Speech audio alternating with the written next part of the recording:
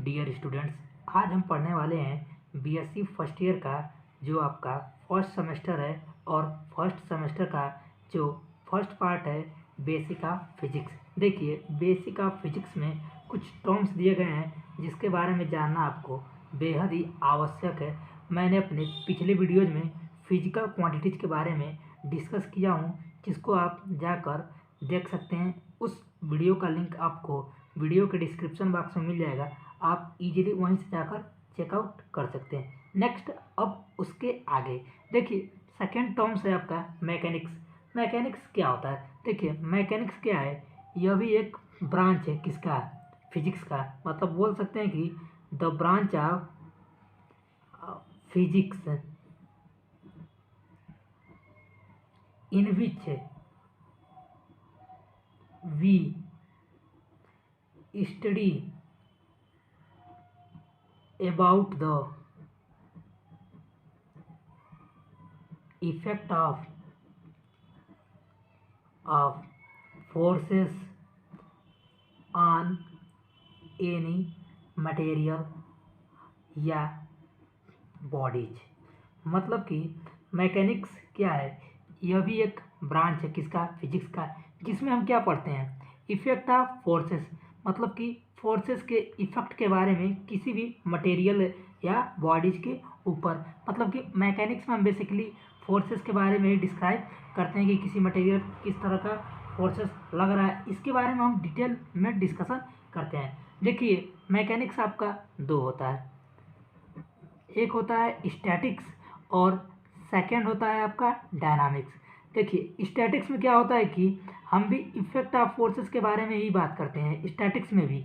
और स्टैटिक्स में जो इफेक्ट ऑफ फोर्सेस के बारे में बात किया जाएगा किसी भी मटेरियल या बॉडीज के ऊपर, बट जो आपका मटेरियल या बॉडीज रहना चाहिए वो रेस्ट पोजीशन में रहना चाहिए। मतलब कि वो रेस्ट पोजीशन पे ही रहना चाहिए, और रेस्ट पोजीशन पे ही उस मटेरियल का अगर हम इफेक्ट ऑफ फोर्सेस के बारे में डिस्कशन कर रहे हैं तो वो स्टैटिक्स के अंडर में आएगा। सेकंड है आपका डायनामिक्स। डायनामिक्स में भी हम इफेक्ट ऑफ फोर्सेस के ही बारे में डिस्कस करते हैं, और इफेक्ट ऑफ फोर्सेस के ही बारे में डिस्कस करेंगे किसी भी मटेरियल या बॉडीज के ऊपर। बट जो आपका मटेरियल रहना चाहिए वो आपका किस सिचुएशन या स्थिति में रहना चाहिए? मोशन कंडीशन में। मतलब कि इस समय जो भी मटेरियल रहेगा वो आपका मोशन के कंडीशन में रहेगा, और मोशन के कंडीशन में ही उस मटेरियल के ऊपर जो इफेक्ट ऑफ फोर्सेस लगने वाले हैं, अगर हम उसके बारे में डिस्कशन करते हैं तो वो डायनामिक के अंडर में वर्क करता है। मतलब कि समझ जाइए, मैकेनिक्स ब्रांच है फिजिक्स का जिसमें हम इफेक्ट ऑफ फोर्सेस के बारे में डिस्कशन करते हैं किसी भी मटेरियल या बॉडीज के ऊपर।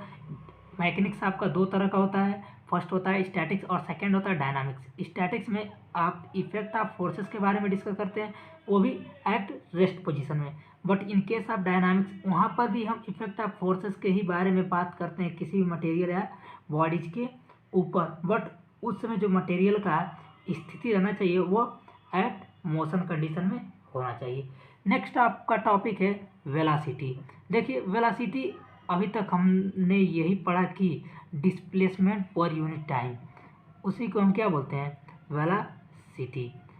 देखिए, बट जब हम बीएससी करेंगे तो वहाँ हम पढ़ेंगे कि ds/dt, जिसे हम वेलासिटी भी कहते हैं, और वेलासिटी का जो यूनिट होता है वो आपका मीटर प्रति सेकंड होता है। अभी मैं बताऊंगा कि वेलासिटी का कब यूज आएगा। नेक्स्ट आपका है एक्सेलरेशन। एक्सेलरेशन क्या होता है? एक्सेलरेशन होता है आपका वेलासिटी पर यूनिट टाइम। मतलब कि समझ जाइए कि वेलासिटी पर यूनिट टाइम, जिसे हम ए से डिनोट करते हैं और लिख सकते हैं v/t, या फिर हम इसे ये भी लिख सकते हैं dv/dt, जिसका यूनिट होता है आपका मीटर प्रति second square.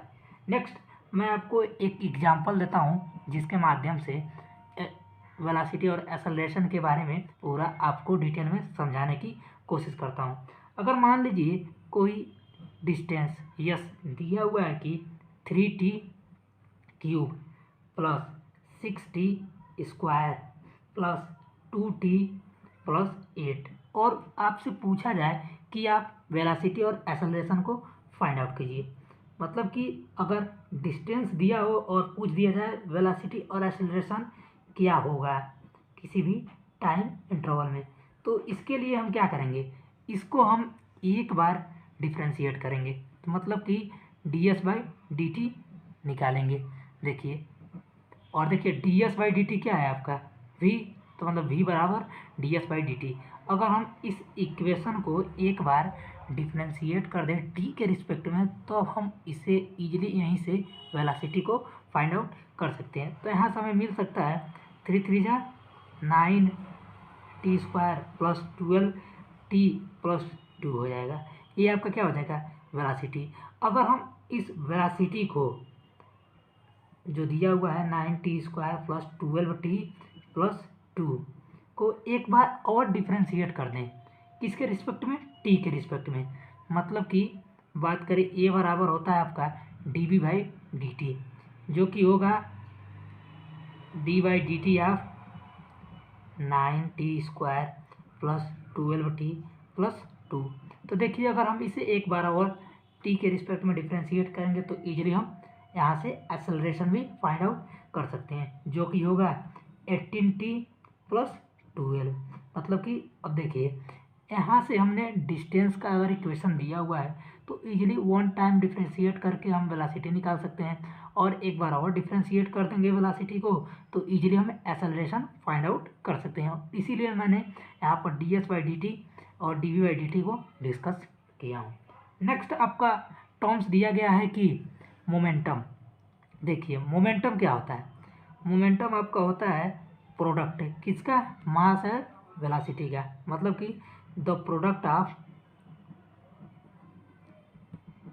Mass and velocity. मतलब कि मोमेंटम मतलब समझिए कि मोमेंटम होता है कि product of mass into velocity, जिसे हम p से डिनोट करते हैं और हम इसे लिखते हैं m इंटू v। अगर चेंज इन मोमेंटम होता है तो हम वहाँ से फोर्स को फाइंड आउट कर सकते हैं। देखिए, मोमेंटम में एक समझ जाइए एनर्जी के फॉर्म में डेरिवेशन दिया गया है कि अगर हम देखिए यहाँ पर लिख सकते हैं m v को क्या लिख सकते हैं ds/dt। नेक्स्ट देखिए, यहाँ से ds/dt अगर दिया रहेगा इक्वेशन में तो ईजिली अगर मास भी दिया रहेगा तो आप मोमेंटम फाइंड आउट कर सकते हैं। नेक्स्ट देखिए, जैसा कि आप जानते हैं कि काइनेटिक एनर्जी क्या होता है। देखिए, काइनेटिक एनर्जी जो कि आपका होता है ½mv²। नेक्स्ट देखिए, अगर हम अप साइड और डाउन साइड m से मल्टीप्लाई कर दें और m से डिवाइड कर दें तो देखिए यहाँ पर पा जाएंगे, मिल जाएगा हमके m into M into v² upon m। तो ईजिली हम लिख सकते हैं 1/2 m इंटू वी का होल स्क्वायर बाई m, और m इंटू वी क्या है आपका मोमेंटम है, तो इससे हम लिख सकते हैं p²/2m। ये जो आपका फार्मूला अभी को निकला हुआ है ये बेसिकली बहुत ज़्यादा प्रयोग में आएगा आपको जब आप बीएससी के अदर ब्रांचेज को टच करेंगे वहाँ पर। नेक्स्ट दिया है आपका फोर्स। देखिए, फोर्स क्या होता है, फोर्स अभी तक में आपने क्या समझा, फोर्स इक्वल्स टू होता है आपका मास इंटू एक्सेलरेशन, या you can say that the product of mass into acceleration is called force. लेकिन जब आप बीएससी करेंगे तो वहाँ पर आप क्या पढ़ेंगे, जो फोर्स होगा वो मोमेंटम के टर्म्स में ये होगा चेंज इन मोमेंटम। मतलब कि ये देखिए क्या हो जाएगा dp/dt, और dp को क्या लिख सकते हैं यहाँ पर d into M into V upon dt। तो देखिए m कांस्टेंट है उसे बाहर कर लेंगे dv/dt, और dv/dt को क्या लिख सकते हैं एक्सेलरेशन। तो इजीली आप चेकआउट कर सकते हैं। तो जो फोर्स होता है उसे हम ये भी कहते हैं change in momentum per unit time is called force, और जो फोर्स का यूनिट होता है वो आपका न्यूटन होता है, न्यूटन। और बेसिकली इसके बारे में और भी डिस्कशन आप इजीली बुक से चेकआउट कर लीजिएगा, लेकिन जो मेन टर्म्स है उससे मैं बेसिकली आपको डिटेल में बताने की कोशिश करूँगा। नेक्स्ट आपका टर्म्स दिया गया है एनर्जी। देखिए एनर्जी के बारे में आप एक स्टेटमेंट है जो कि इस प्रकार है कि energy can not be created nor destroyed, it can be transferred from one body to another body.